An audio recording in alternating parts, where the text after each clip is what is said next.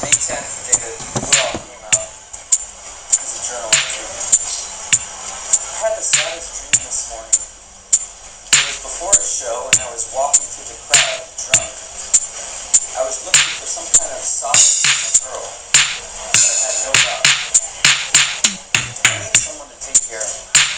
Oh, honey. And then later, at 1:18 in the morning, 5 minutes ago, I fell asleep kind of sad. Carl woke me up and said, "I'm on the radio." I turned on my clock radio and heard Unbound. It was really nice. I got a smile on my face. May 27th, journal entry. I'm really freaking bored. Staying in Cheetos waiting for Carl to take me to the video. We had our puny little tour. It was pretty fun. Anxious and bored. Not very productive with me. Waiting. June 2nd. Another journal entry. A few days ago we played Visalia. It was amazing. We signed many autographs. Even a snare drum. Kids were shouting out the names of songs.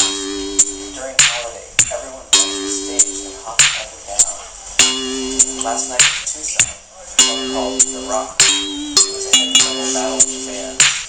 Our name wasn't anywhere in the paper. It was kind of a fun show for me, though. Tonight was Tempe. Empty show opening for overwhelming podcast. Empty and lame. Staying real good, enjoyed myself. I felt very in control and unhypocritical. June 6th. Oh, girls. Doing things truly wrong. NC, Chiba, Sonia. I'm not consistent. I realize I'm in love with things I do. In love with my own perceptions and projections. I never touched the real thing. There is no passion strong enough to blind me to respect.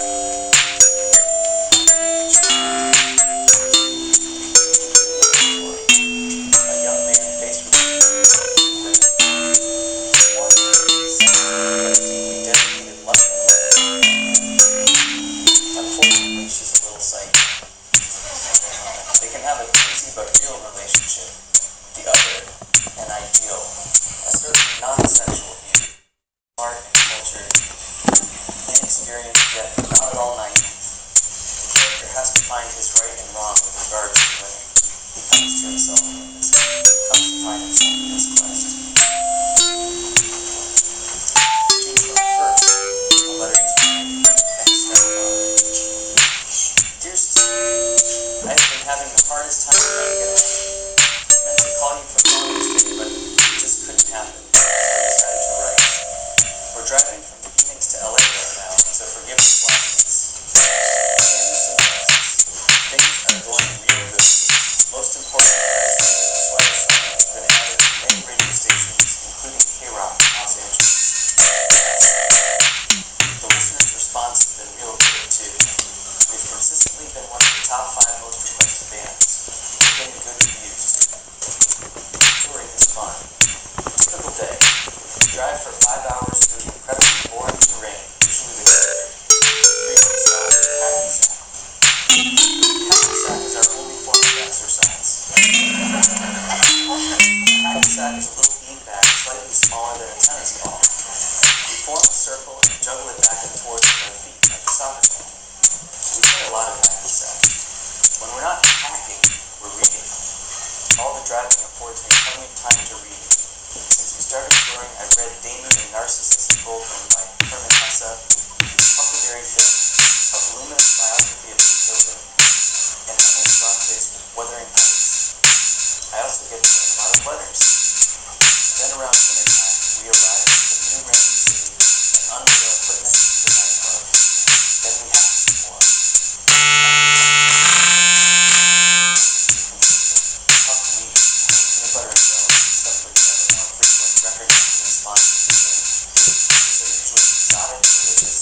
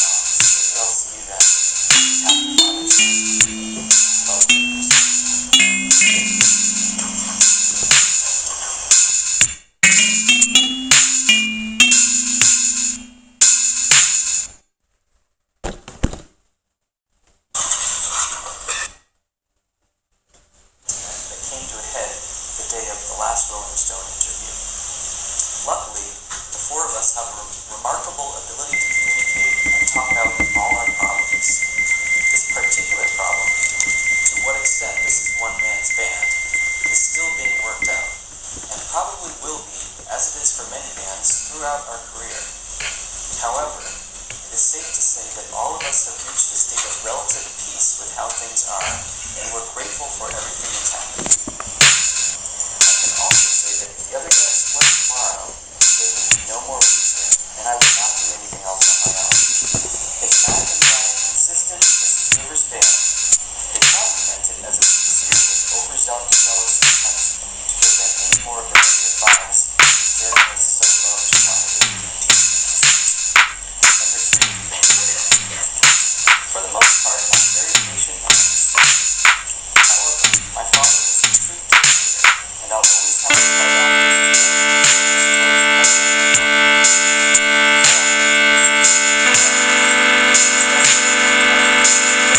unless it involves double bass or whammy bar techniques.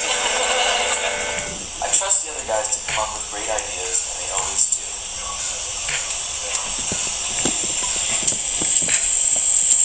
Number 4. I feel no kinship of any kind with any local or national scene or movement. I don't listen to new bands, I don't read magazines, I don't watch MTV, I don't know who these slackers are, or even if I'm one of them. I've always felt like an anomaly or an anachronism. I feel a special connection with, if I feel a special connection with anyone, it's with Tchaikovsky or D.H. Lawrence or Brian Wilson, or possibly the Diaz guys. Of course, all these people have a zillion times the talent and vision that I have, but I feel that we have something in common, like we're somehow distantly related, like I'm a severely retarded younger brother. My favorite bands are Shuffle Puck and Lunchbox, starring my longtime idol Kevin Rydell.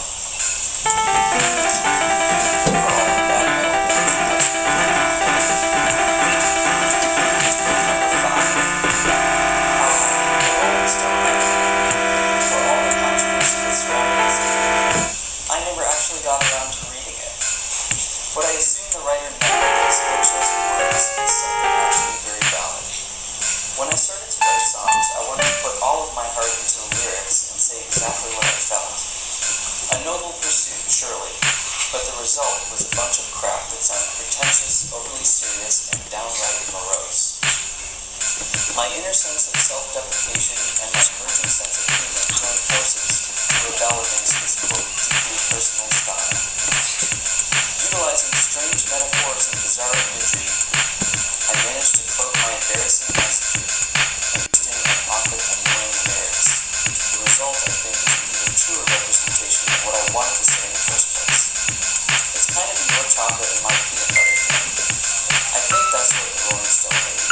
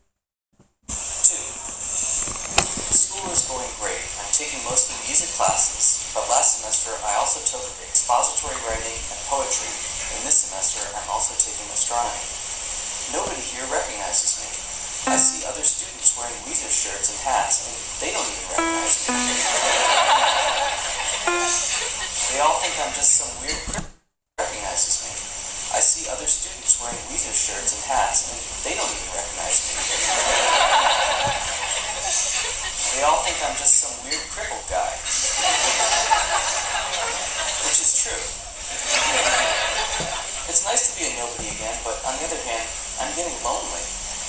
If you happen to be in Boston and you see me coming home from school, don't be afraid to say hi.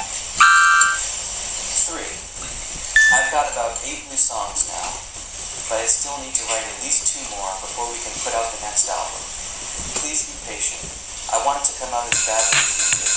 I just want to make sure it's great. It's taken me a long time to come up with these songs because I don't have a girl in my life making me miserable. Actually, I don't have any meaningful relationships here at school. And unfortunately, relationships are the only thing I know how to write about, so we must wait and hope. Thanks for all the fan mail. I read every letter. I feel like I know some of you pretty well now. I'm going to eat some Cheerios. 5,000 G.